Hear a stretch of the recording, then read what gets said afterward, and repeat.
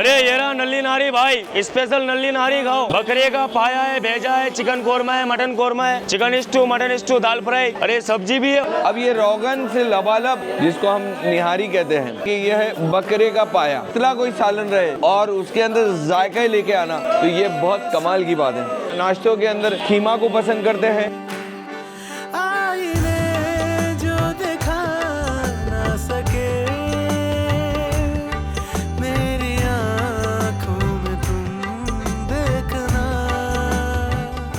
जब कड़ाकों की ठंड हो और आप अजमेर शरीफ, सुल्तानुल हिल, ख्वाजा गरीब नवाज उनके शहर के अंदर हो और जब सुबह का नाश्ता करने की बात हो, आप अजमेर शरीफ आओ और यहाँ पे अगर नल्ली निहारी पाया सुबह का नाश्ते में आपने मुस्तफीज नहीं हुए तो आपके अजमेर का जो सफर है वो यकीनन अधूरा रह जाएगा। मैंने 2017 से फूड ब्लॉगिंग स्टार्ट किया है।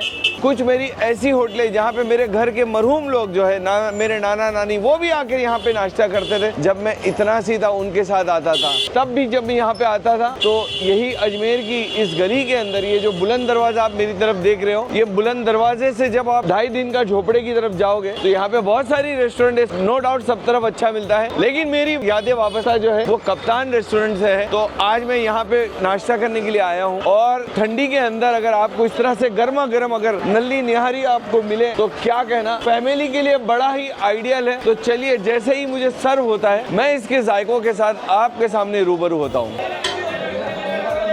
आप हिंदुस्तान के जितने कहीं भी इलाके में जाओ, हर 30 किलोमीटर पे जबान बदली होती है और जायका बदली होता है, पकाने के तरीके बदलते हैं। यहाँ पे जैसे कि आज यहाँ पे तो बहुत सारी डिशें हैं, लेकिन आज मैं जो फोकस कर रहा हूँ वो सिर्फ और सिर्फ नाश्ते की चीज़ों को कर रहा हूँ। तो अगर आप देख सकते हो तो यहाँ पे देखिए, नाश्तों के लिए मुंबई के लोग जो है वो नाश्तों के अंदर खीमा को पसंद करते हैं, नल्ली निहारी को पसंद करते हैं, बकरे के पाए को पसंद करते हैं, और साथ में अगर ऐसा कोई है जिनको ये सब चीज़ें नहीं चाहिए, वेज खाना है, तो उनके लिए यहाँ पर नाश्ते के अंदर ये दाल भी दस्तयाब है और साथ में ये सब्जी भी दस्तयाब है। ये व्लॉगिंग तो मैंने 2017 से शुरू किया, लेकिन इस रेस्टोरेंट से मेरे जो ताल्लुकात है वो मेरे बचपन से है। मेरे मरहूम नाना नानी, मेरी अम्मी जो है वो यहाँ पे आते थे, खाते थे। तो आज जो है मैं आपको इसके साथ शेयर करता हूँ। सबसे पहले हम शुरू करते हैं खीमे के जायके से लेकर। ये देखिए, ये रहा खीमा। और अगर आपको बताऊं मैं यहाँ के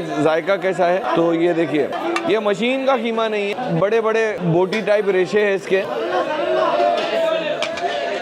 और जो मशीन का जो कीमा रहता है उसका जायका मुझे बताने की जरूरत नहीं, आप खुद समझ सकते हो कि जो हाथों से कीमा बनाया जाता है उसका जायका जबरदस्त रहता है। अब ये रोगन से लबालब, साथ में आप देखोगे तो ये बफ हो गया और ये यहाँ का सालन हो गया जिसको हम निहारी कहते हैं। तो अब यहाँ पे भी देखेंगे तो ये देखिए निहारी, और इसका मैं बताता हूँ जायका कैसा है।